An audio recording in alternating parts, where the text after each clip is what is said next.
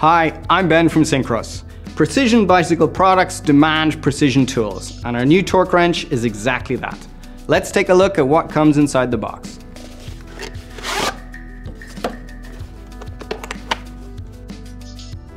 Okay, here we have the torque wrench itself, a nice range of bits, and a couple of adapters for those hard to reach spots.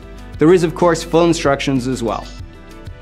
So how does it work? Super simple. At the top of the head here, you have an adapter to switch the direction that you're moving. You have a pin to push in and out your bit when you add it on. You have the handle itself, and this is the part you need to really note. So you have a collar here that you pull up. This unlocks the torque part, and then we can turn the barrel to set the required torque that we need.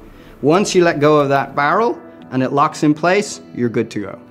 The wrench acts like a normal wrench that you might use day to day, with one exception.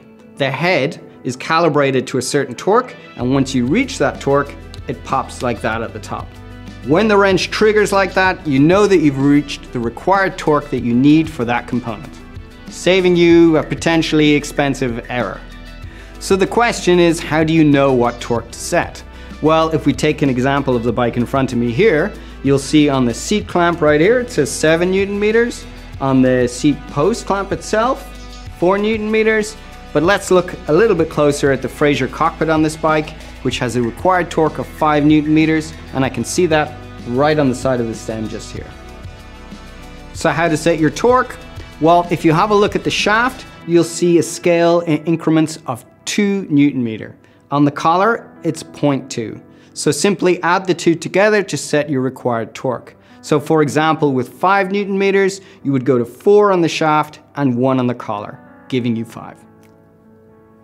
I release the collar, and now the torque wrench is locked and we're at our required torque. Add your bit and we're good to go.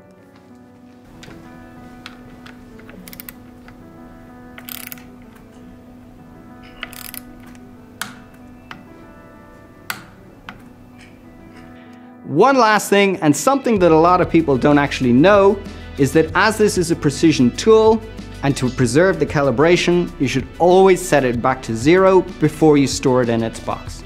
Happy wrenching.